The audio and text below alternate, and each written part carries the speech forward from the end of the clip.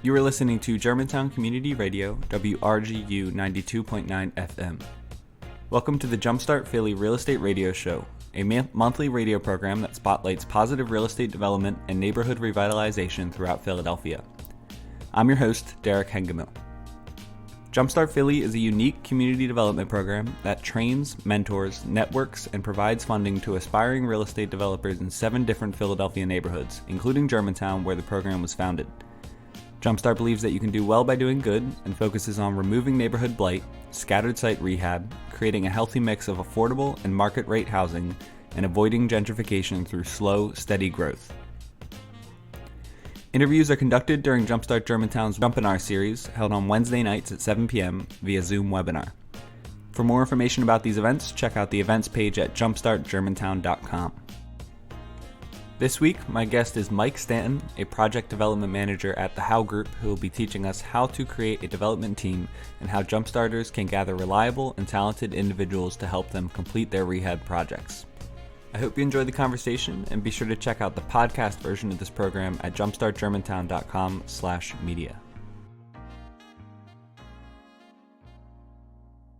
So Mike Stanton has been a part of the Howe Group since before graduating college, and he's served in various property management positions before moving to acquisitions and development team with Howe. And he has since been a part of the amazing development team that has overseen $200 million in development projects throughout the city, serving as project development manager. And in his role, he is responsible for the oversight of residential and mixed-use developments from the project's inception through entitlements, design, and keeping the construction on time and on budget. And that's what we're all about at Jumpstart, is keeping things on time and on budget so that we can, complete our projects, within the loan term and make sure you're, not extending things beyond. So I'm really happy to have you here, Mike. And I know you were supposed to join us for another program, and we're finally getting you on here. So that was my introduction, and why don't you just say hi to everybody and tell us a bit about yourself? Yeah, well, hello everyone. Really excited to be here. As Derek said, we've been trying to kind of get together here for the last 6 months. So excited to be here on the Jumpstart. Derek gave a great introduction, but since college, I attended LaSalle University. I did a co-op with the Howe Group. We were about 100 to 150 units, and in those 9 years since, we're up to 800, and come 2023, we'll be probably breaking 1,000 units. So it's been crazy. I've been on the property management side, and then transitioned to the development side, and to see the growth and everything that I've learned over those past 9 years has really been something amazing with the Howe Group. Yeah. So which do you like more? Do you like the property management side or the development side? Where have you found your place? Definitely love the development side, property management. It was very valuable, though. A big part of owning and managing buildings is understanding the operations and what goes into them, and the cost associated with them, and even understanding that making decisions on your construction and development side impact your building down the line from a maintenance cost standpoint. So I was really happy to have that experience, right from the get-go. And then to be able to kind of take that and transition into the acquisition and development side. Yeah, that's awesome. So have you embarked on any development projects yourself, or done anything, on your own accord, or have most of your stuff been with the Howe Group? So I've done one in Brewerytown, full rehab, gut renovation, where me and my wife lived in it for a few years. We've since moved, but I do keep it as a rental for myself, and definitely learned a lot through that process. What's great with the Howe Group too is we're able to invest in some of our projects. So definitely taking advantage of that, which is awesome. Seeing the projects from kind of start to finish and be able to invest in them has been really great. Cool. Yeah. I mean, and you should certainly consider, trying it out yourself again. It seems like you've learned a lot since you've done that last project for your own residence, and clearly you're making it work with the Howe Group. Yeah. I'm sure a lot of people on this call know the Howe Group, seen our signs. For those who don't, we're vertically integrated real estate company in the Philadelphia area, and we do a few things in the suburbs, mainly in the Philadelphia area. But we have our acquisitions and development team, which I'm a part of, our general contracting team, who's building all over the city. They've been exploding. We then have a property management team. We have a brokerage as well. And also one that's really exciting is our Howe Charities, which is really something cool that, we're able to find dilapidated houses throughout the city, partner with local, community organizations to provide low-income housing. And what we do is utilize our relationships with all of our vendors and subcontractors to renovate the houses and allow these new homeowners to buy them at a discounted rate because we didn't have to pay for those renovations. And right away, they're building equity and on their way to, continuing success in real estate. Yeah. So that's really cool. And lastly, we have a real estate brokerage that if we do out sale projects, they're able to sell. So basically, we're able to keep everything in-house, which I'm sure everyone's seen a ton of signs throughout the city. Yeah, so. Yeah, cool. So, and I'm glad you kind of left off on explaining the whole structure and sort of like what the big picture is. I'm sure a lot of these Jumpstarters are thinking about like, that's what a development team is. Like, there's no way I'll never be able to achieve that, right? Or that seems like, that seems kind of like the ultimate form of what, an organization of developers can do, right? But what I want to talk about tonight is kind of building up to that, like from the inception, how does someone go from being, an individual borrower or an individual developer who is, just fixing up one house, at one house, one per year, and selling it or renting it maybe. How do they go from that, to start to take the steps to get relationships like you just described and sort of set up like a game plan, right? Like a strategy of who am I going to use? How am I going to use them? When am I going to use them? And that sort of thing. So I guess my question is, what is a development team, to you? Yeah. So a development team can vary at all different stages, as you just said there. Our team is a lot different than probably the majority of, the people on the call here, which I'm going to guess the majority here is they're probably one or two team members together doing these developments, whether single family rehab or, single family or duplex rehab. And maybe some investors that are kind of involved in it. So it's a little bit different where, we have our development team internal to get projects done. But at the stage where you're doing one or two single family rehabs, your development team is a lot of your professional services, your architects, your engineers, the people helping you get to the point where you can take your project and get it under construction and then, finish it and sell it or keep it, whatever the project outlines. So that's really the core of your development team at that stage. Yeah. And I think the important part is that it's not just about the one project, right? It's about the next project that comes after that, or, how they did on the project beforehand. It's sort of a nebulous, like a loose idea of, employees or something like that, right? Right. Yeah. It's a team. It's a team. Right. So, and if you could just kind of like, and I know this is what you just answered, but so I can further clarify for people, it seems like it's different from an organized business structure in that it's not people listed, under your LLC's, members, right? It's not people that you have, you're sending checks to or anything. It's like a collaboration, all right? Like I think we'll kind of touch on some more of how that progression happens, but eventually it all comes down to scale, where if you're doing so many projects and deals that, you need to hire somebody to help you. Well, there's that, calculation of, okay, well, I'm going to have to do so many deals and bring in so much development income that I can then, have this person take on this role in doing that. So then I can focus on bringing in more deals and bigger deals.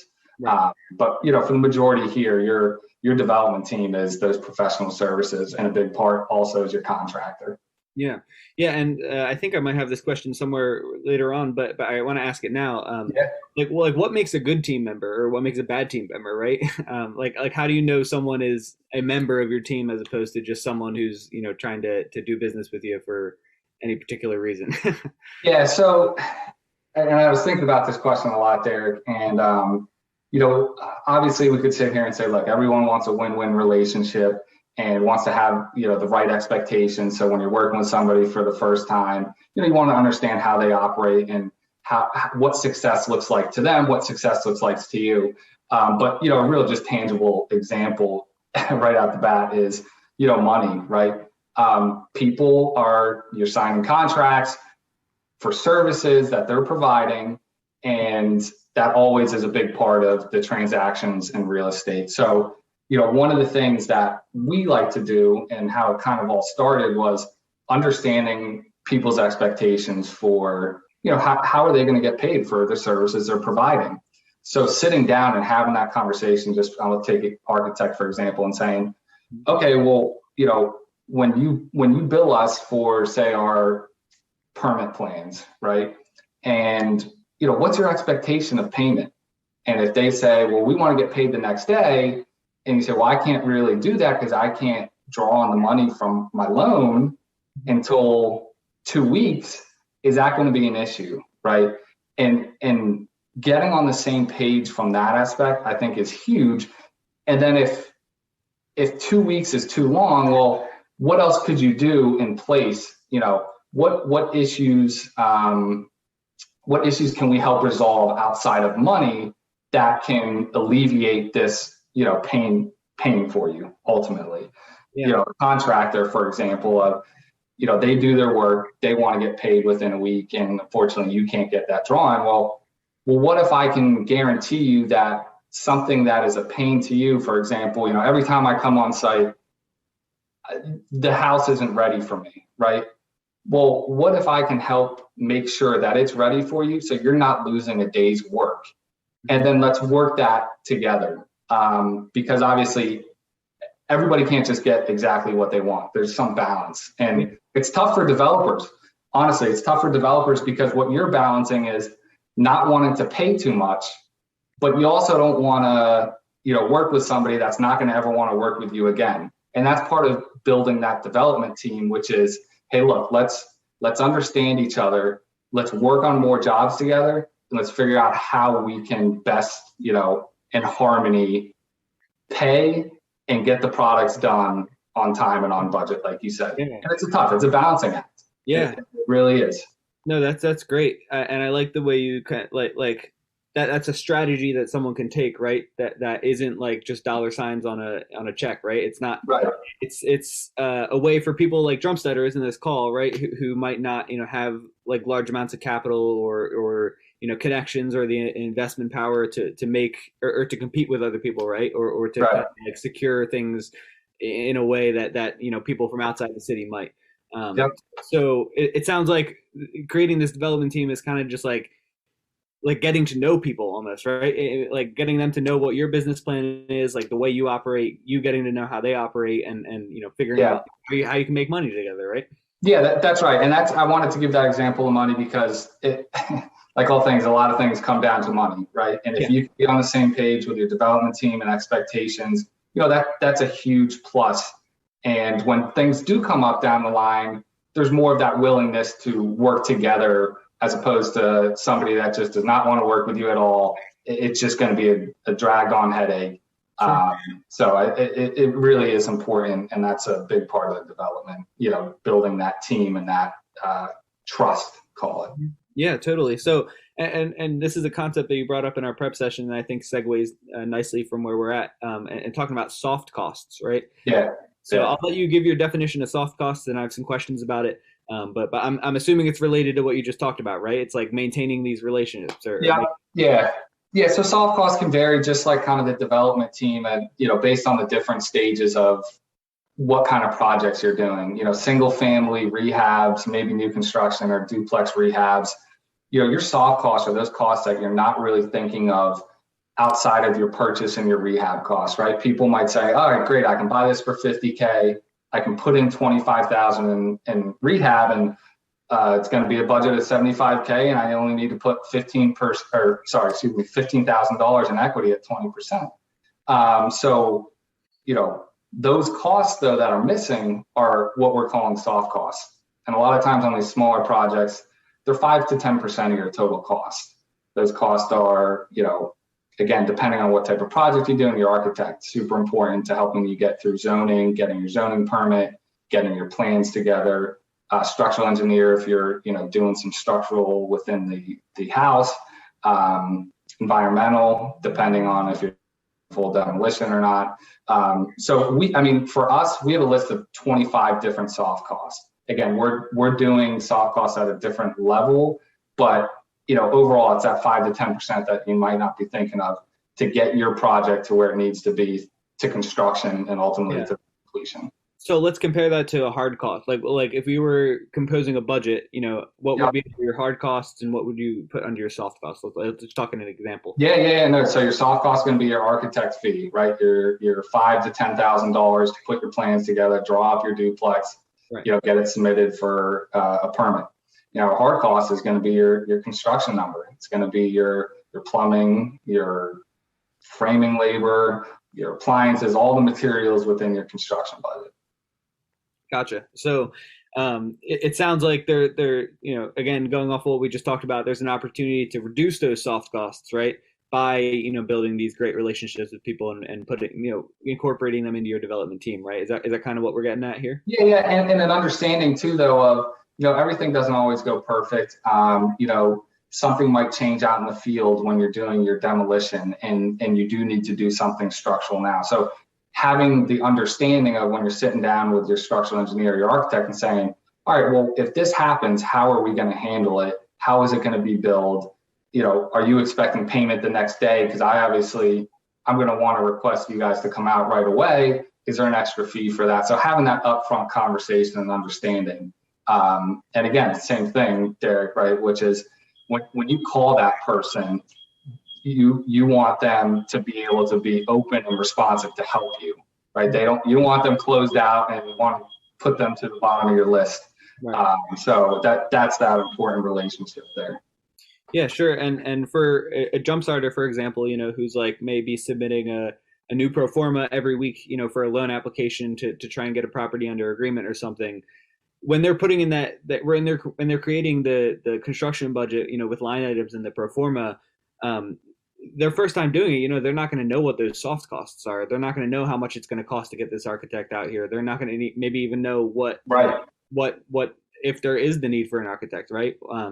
So I guess my question is and you may have already answered this and could just reiterate, but strategies for maintaining healthy relationships with people so that when you do, get confronted with that, when you come across a project that, oh, wow, I'm going to need a structural engineer, here's the person I go to for that. Is there any strategies you have for people for maintaining those? Because it's got to be a lot to kind of keep everything in your head and know who to go through for what and everything. Yeah. No, well, first, I think if it's something new you're experiencing, you guys have built this awesome environment within Jumpstart, right? So why try to reinvent the wheel? I mean, my first call is I'm going to somebody who's doing it right now, who's probably been through it, and asking for some help. That's going to be a response I probably give down the line here on this call, but it's true. It's still a practice we do today. We come across something new. There's always somebody who's done it or somebody who's, going through it. Right. That's the people you want to be talking to. Yeah, I guess you almost want to steal other people's development team members and get them on your own, right? well, look, not steal them, because again, that might not be healthy for that relationship, but be able to utilize them as a resource. And again, have that conversation. We've had the conversation with professional services of how's your capacity right now? Are you able to take on more projects? And if not, is there somebody else that you might recommend us after you help us out on this one? Right. Yeah. So I think that's really the tried and true answer to that question is recommendations and contractors or. Yeah. And right. And anybody can ever, on this call can reach out to me. I know right now for every developer on here, whether first time or kind of more seasoned, it's tough right now with everything, market conditions, inflation, just got to keep pushing through. But, we're all going through it. It's top to bottom. Right. Okay. Yeah. And I know particularly with contractor selection, I mean, I'm sure there's people on this call who I've had the conversation with, people are always asking, do you provide a list of contractors or do you have, can you point me in a certain direction? And it really just comes down to what you're saying is recommendations, asking people on the street, who are working on projects. I was just going to say, I love the way this was flowing right now, because that's obviously something else we were talking about. But, back when Andy Blum, one of our partners, was kind of starting our contractor division, he was literally driving around to all the, construction sites in the city and asking, hey, who's doing this? Who's doing that? At the same time, I'm going to give the same answer, which is, somebody in the Jumpstart programs doing this, doing what you want to do. What are their recommendations? And then, there's going to be times where you might get stuck and you're going to have to drive around and see, oh, that guy's doing stucco. Let me get his information. Let me see if I can get him to help me on my property. So, that's how we started. And same thing, going back to maintaining a great development team, with a contracting team, we talked to these subs and like, hey, what can help you? We said we will pay all our subs within 2 weeks, no matter what, right? And what that does is that then kind of gives them a little bit more of one, loyalty to, which is great. We want to be a priority, but also, things come up through development. I don't know if anybody here that's ever had a perfect, no issues development, and you want those guys on your team to say, Mike, listen, this is what I would recommend for this issue, right? It's going to save me time. It might be a little bit more expensive, but it might not take me a full week. It might take me a day. So you can get your project done, 5 days earlier. Right. That's what you want to develop with these guys and those teams, that they're looking out for you and solving problems for you that you might not even know. Yeah. Right? That's the goal. Right. Yeah. So that's what I want to get into next, is sort of like the benefits of having a development team, I guess. Right. Yeah. Right.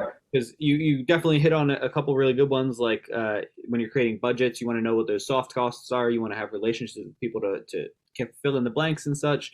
But like beyond, just, people who are helping with the construction of your project or something like that.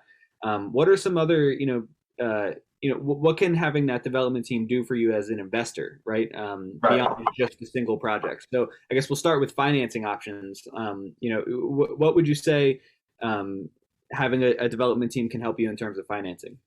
Yeah, look, having a strong development team is super important in that aspect. And, from financing, right? Banks want to know that this team that you've put together, whether it's you or, even us at our size of our group, they want to know that, you're going to hit your targets, you're going to hit your budgets, and you're going to work through anything that comes through it in a positive manner and get that project completed. They, what kills real estate deals is time.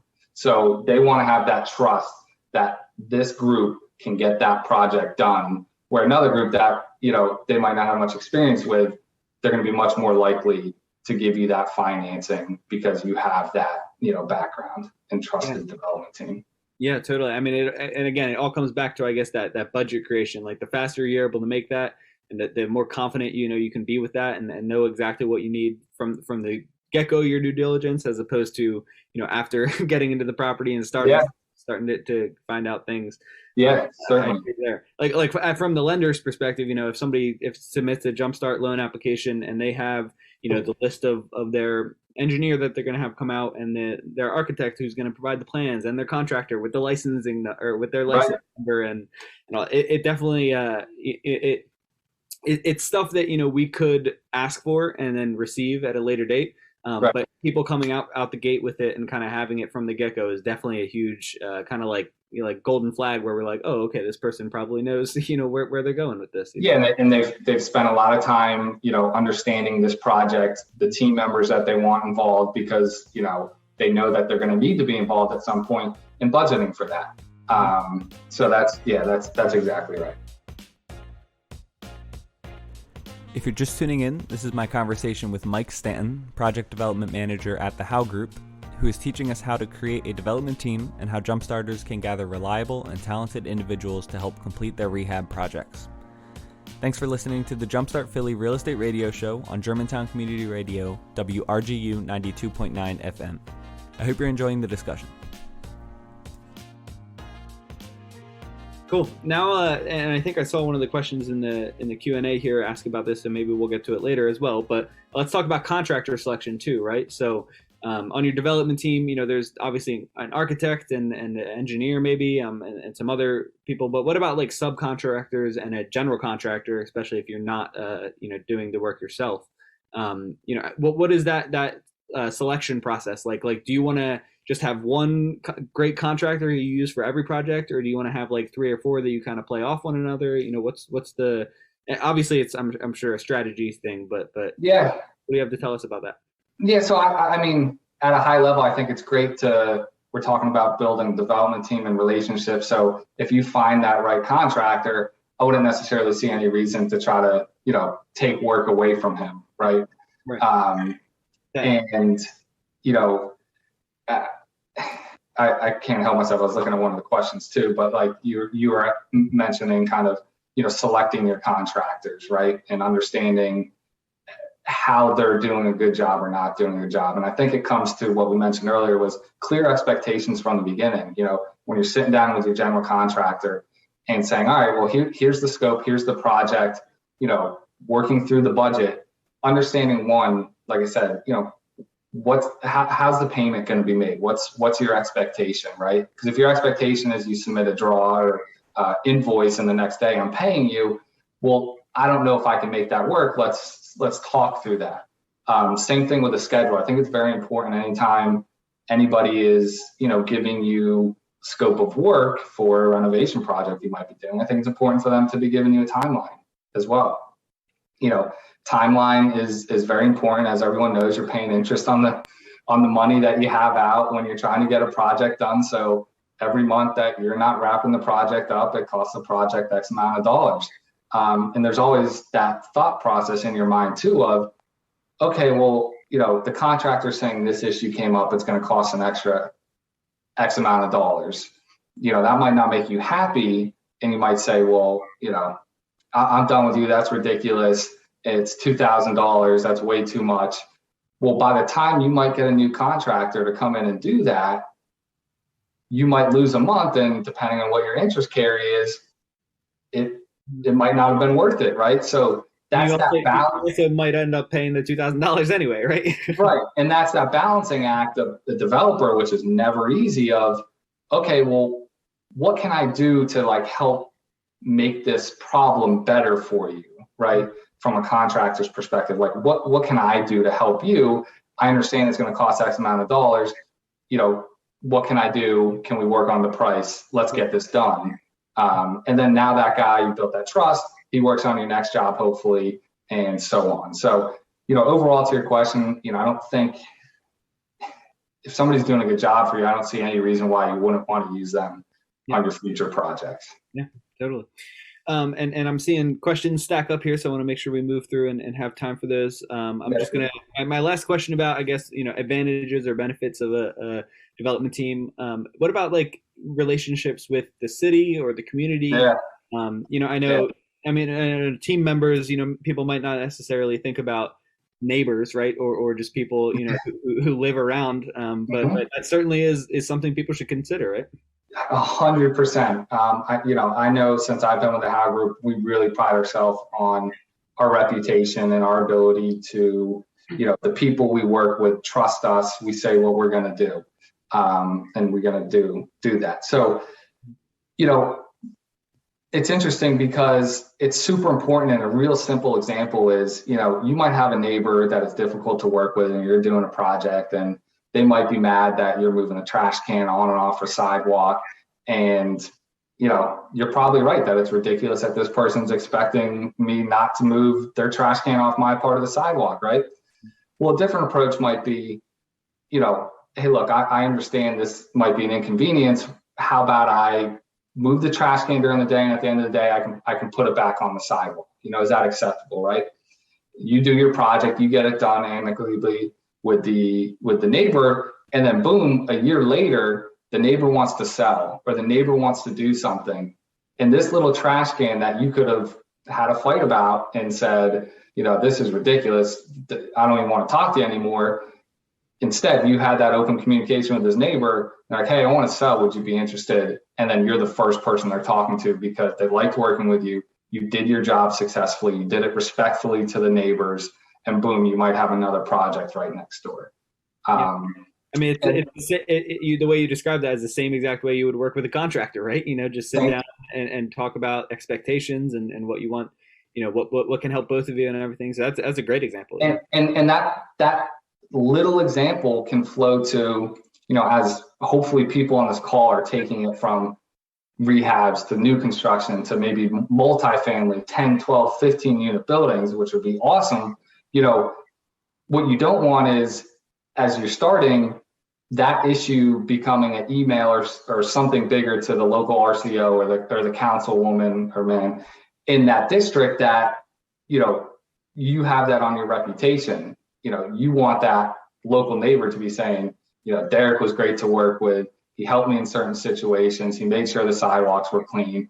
And it's extra steps that might not necessarily in that moment be what you want to do or what you think you need to do, but it's all part of a bigger picture as you continue your growth as a developer. Okay, great. Well, I think my next question here was going to be more so to like walk through a project and kind of talk about the different needs from inception to when you sell it or rent it. But I think we covered a lot of it in our conversation already. Do you agree, Mike? Yeah. Cool. Yeah, I think that the last piece in here that we didn't cover so far is about marketing and leasing, which Sure. is another place you could have team members. How do you see people being able to help you out in getting your properties either on the market or make them look desirable on the market, right? Or getting renters and qualified tenants in there.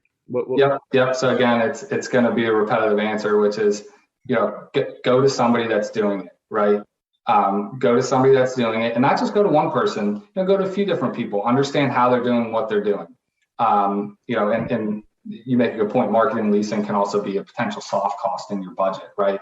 So now, Zillow, Apartments.com to pay for their premium is like $1,000 a month. If you're doing, more than a 3-unit building, that might be something you want to pay for in a month, and it'd be great to include it in your soft costs, or you're kind of paying it at the back end when you're trying to get these units leased. But yeah, look, Derek, I think at a high level, it's the same thing as what we talked about, which is talk to people that are doing it, interview them, understand their process, and talk to people in the different sectors too, because legally you're signing leases, right? So you want to make sure you're covering yourself as a landlord. So you want to talk to maybe an attorney that can make sure that your leases are correct.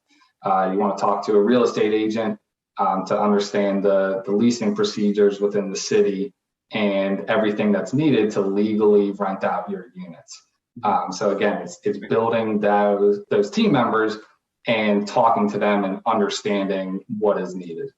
Great. Awesome. Okay, and then I guess my last question and a half or so here before we move into the listener Q&A.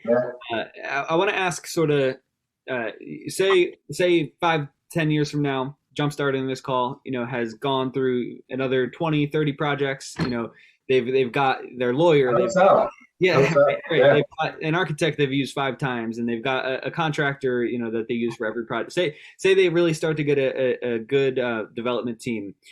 I want to know, at what point does that become their business, right? At what point do those people switch from just being people who kind of help you get work done to, oh, this is the How Group, or this is, Jumpstart development team, Right.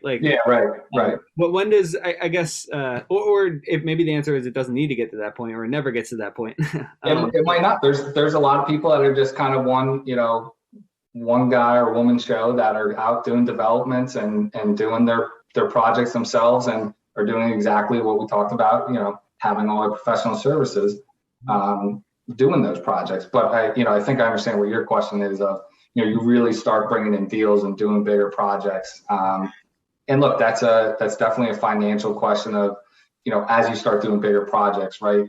There's developer fees, which brings income to the developer, which then can cover costs for an employee that might be doing what I'm doing, which essentially is, I'm the owner's representative and responsible for taking a project from, hey, let's do this project through entitlements, zoning, building permit approvals, all the design, architect, engineers, through construction and through ultimate stabilization, along with, all of our other team members. But there's that tipping point where it's like, okay, as the owner of this development team, I'm more better off focusing my time on bringing in new deals and getting them to the point where this employee can now take them through the whole construction and stabilization. Mm-hmm. So that's, and again, from a legality standpoint, when you start doing more projects, you're probably putting them into a company entity, LLC, or,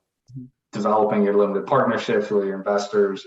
But that, that's all a lot more detailed that I would be happy, anybody on this call that wants to talk through that more, certainly happy to kind of go through that if they're experiencing that. And hopefully everyone does start to experience that. That goes back to, reaching out to us, which is people who've already been through that and done that and understanding the challenges and, what to look for. Gotcha. Okay, great. Well, that answers my question there. So I guess before we move on to the Q&A, is there any other last tips or warnings you want to give people before they go out onto this in this journey of gathering people and getting them to work on deals together? Any last comments? No, yeah. I mean, look, it's awesome. It's such a fun experience. You're working with so many different people, and understanding how to work with these different people is super important, because everybody works in a different manner. Everybody doesn't think like you. Everybody doesn't understand information like you. So, it's really important to be open-minded and be positive when, working through with all these different, various team members. All right, cool, Mike. That was a great conversation. Thank you so much for prepping with me, and I hope people learned a lot. I hope so too. All right, we're moving here onto the Q&A section, and I'll just, Mike, read these out, and you can answer to me as if I am the person. And if anybody hasn't entered their questions yet, be sure to go ahead and do that, and we'll be sure to get to it here. We got plenty of time, so no rush here. The first question is from Raphael, and they're wondering, should you offer incentives to build a good team? So I'm sure you could do that in a couple different ways, but is that something you should like? I don't know if that means monetary incentives or incentives like you were talking about, where I can move the trash can onto the curb or something like that, right? Yeah, right. Doing the right thing is obviously important. There might not be any reward incentive for that, except for the fact that down the line, that neighbor is going to speak highly of you if you're going to do a future project. Now, incentives to build a good team, I think it varies. There's different situations where incentives might be, a good thing to have, which is, hey, look, we're doing this development and we need to get a variance of some sort. Well, if we get this variance with the legal team and the architect, we might be willing to pay X in this period of time because that saves us 6 months of time and money. So that incentive might be well worth it for them to really have some urgency to get this where we need to. And then, internally, if anybody is hiring employees, I think, yeah, it's always great that, time is money and time is risk you're taking off the table, that, if you can find some incentives that work for both you as whether the owner and the developer and the other team members, I think that would be great. All right, great. The next question here comes from Brenda, and she was just wondering, how do I know if my contractor is doing a good job? That's a general question, but I'm sure you have a great insight. So what would you say? Yeah, well, I think, again, one of the first things we talked about was understanding their expectations and your expectations. And I think, when somebody might be sitting down with a contractor and saying, all right, here's the scope of work, and again, the timeline. I think the quality of work, I don't know if I can really explain that in detail on the call, but, you're walking through the job and you can understand, hey, this quality of work is what I expected when you have this conversation. They're doing a good job. And then the timeline, I think it's reasonable for any contractor to give you an estimated timeline of, where you want to be at certain parts of the project. And then you're monitoring that timeline. And again, things come up and the contractor might say, hey, we lost a week because we went to take this wall down and, there's a structural beam that was all rotted out, right? That's an understanding of a developer of like, I didn't know that. The contractor couldn't be expected to know that. I'm not going to push back and tell them they're doing a bad job at that point and say, great, what can I do to help you? And then there's obviously the situations where they might be behind 2 or 3 weeks in the schedule. And again, it's the same thing of what's your approach on how we can help them get back on track. Yeah. But, I think overall understanding, from a budget standpoint and their timeline and tracking that is very important and a good baseline. Yeah. And again, you highlighted that, but it's up to the standards that you set yourself, right? So it's almost not dependent on whether they're doing a good job. It's whether, when you hired them, are they doing what you expected them to do, right? Yeah, and when you guys sat down and talked through it and you guys both said, here's my expectations and agreed to it, then that's your baseline. Okay, the next question here comes from Lacenta, and they're wondering, as the developer, do you participate in the contractor selection or does the owner procure the contractor? So usually I think with our familiarity in deals, it's the developer is the owner, right? It's yeah. For the most part, the developer and owner. I mean, this is I can again take it much larger, but I think this is again a contractor owner / developer relationship thing, right? Like if you develop this relationship to the contractor and he might have one or two people that he knows he can get the job done. I mean, ideally, as the owner and developer, you want to be able to trust them that for this job, they're going to pick the right one that can help get this job done. Now, there might be other situations where, Lasana might know somebody who hasn't worked with this contractor before and can recommend them to a job. And hopefully that works out because that's a win-win. Maybe they do it cheaper and Lasana brought it to the project. And then the contractor might get a new sub, which is great.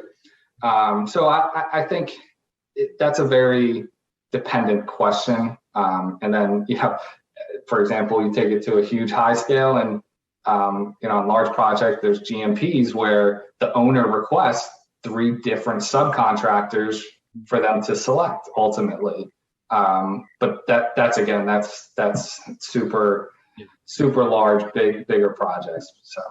Okay, great. And our next question here comes from Maria, and I'll just summarize. Basically, she did her first new construction row home project, and she did the general contracting herself, but had a lot of trouble getting responsible subs, so subcontractors that want to work on smaller projects. So her question is, any idea how to find good subs for smaller projects? Yeah, so yeah, that seems like an issue that a lot of people are probably dealing with right now. And it's, it happens on the bigger projects too. There's been a ton of construction throughout the city, and we know the labor is tight right now. It's tough. So again, I think it's reverting back to, hey, what are some other contractors doing? Who are they using? Who they can recommend? And it might also come down to going around and going to some of these bigger projects and seeing what contractors might be available. And then ultimately, again, there might be a little analysis of, you're trying to get it done as cheaply as possible. Well, they might get paid $200 a day by somebody bigger. Well, if you pay them $220 a day and you can save a month on your project, which is X amount of dollars in interest because it's a critical path timeline, that could be something that you weigh in, and that gives you a little bit of an advantage when talking to that subcontractor and understanding the nuances of, well, look, this time is killing me. I could pay a little bit more to potentially get them on my job and then get it done quicker. Yeah, so it's about finding that balance, right? It's finding what you're able to sacrifice and what they're able to accommodate and everything. Yep. Cool. All right, another question here from Lasanta, and they were wondering, do you prefer to purchase the land or property and develop it, or partner with an owner who brings that land or property to the table? So that's a situation I'm not too familiar with, but you might be able to help out. Yeah, no, that's a great question, because we've done it all pretty much. Purchase the land flat out, property and development. We've also partnered with people who were owners who might have had underutilized, assets that we can come in with our resources, which is, help them through the process of getting the financing and what we can do on the building and develop, say, maybe an additional 20 units on the backside of the property, and then getting our construction team to come build it, and then ultimately getting our property management team to come manage it. And they don't really have to do anything except for maybe contribute the property. And it's a great partnership. But then there's other people too that might want to be more involved. And then it gets really into details in the sense that I'd be happy to kind of walk through any of those questions with you further as well, outside of this call. Yeah. And for Lasanta and everybody else, I'll be sending out Mike's contact information in a follow-up email tomorrow. So if there's any more detailed or longer conversations you want to have with him, you can do so. But yeah, okay. The next question here comes from, we're going to move on to Keith's, and he says, how important is it to have a post-project debrief session with your team and subs? So is that something that How Group does, or that you've done on your project? Yeah. Well, and I think it gets to a point where, we're working with our general contractor a lot, which is our How GC team. We always, at the end of a project, we make sure we walk it when it's done, completed, put a punch list together, make sure everything's to everyone's expectations, finished up. And then I think it's also really important to understand, hey, what things didn't go great but what things did go great and how you can expand on that for future projects. So I think that's a really important aspect. And I think it's well taken by everyone involved, right? It's an opportunity for people to get feedback on, how can we do things better moving forward as a team, which is important. Great. And the next question here comes from Shelly, and she was wondering, when building your team, who would be the person to look to ensure that you get a clean title, especially when buying from a wholesaler? So that's a great question. Yeah, that is a great question. Again, we've had a long relationship with a title company. So I think it's important that you can, maybe talk to a few different title companies that are able to do the right title search on a property and help you understand, the background in the chain of title for something that could be a little confusing and difficult, for you. I mean, I still get confused on a ton of title reports and looking at them of, is this an issue or is this not an issue? And, your title company is really there to help you out and understand that. Yeah. And it looks like Lacenta followed up with an answer or explanation. She said, for subcontractors, we use an outreach. We found some great subs that way, and some subs have reached out or have been recommended from another sub. So what exactly, do you know what she means by that, Mike, about an outreach? I'm guessing maybe like an outreach to other people building within the city. I'm not entirely sure, but again, that's our recommendation of, hey, let's talk to other people. Who are they using and get that outreach, or go to the Jumpstart community to say, hey, I'm really in a bind. I need somebody who's done well with drywall. Right. Anybody have any recommendations? So less so like asking one specific contractor for their recommendation. It's more so just like putting the word out there. Hey, this is what I'm trying to do in a certain community. Yeah, I like that. Sure. All right. Our next question here, like I said, comes from covered that one. Next comes from Brenda. She was wondering, what is a reasonable fee for a property manager? Good question. So it varies depending on the size of buildings. There's kind of economies of scale when you start doing larger buildings, but I would say 5 to 10%. Usually it's probably closer to 10% for single families and smaller one-offs for management. So probably around 10%. Okay, great. And let's see, Lacenta just followed up one more time and said, an outreach is where you host a public event and invite the contracting community to the table to meet and greet. It's a great way to build relationships. Yeah, it sounds like a great tip. Yeah, Lacenta, that's great. And it kind of reminds me of, we're an active member of the BIA, which is the Building Industries Association. Mm-hmm. And we do events, Meet the Builder. And actually, Gary, the partner of our company, he's currently the president of the BIA. So I'd recommend anybody that's interested in learning more information can certainly reach out to me. But yeah, that's a great point. And thank you for reminding me, because, we do Meet the Builders where, contractors sit down and they get to meet all these different vendors that are looking to provide different services and new services. Technology within, the construction industry is changing so quickly. It's one of the, furthest behind industries in this, technological advancement. So every day there's something new. And I think that's a great way to get involved and learn new things.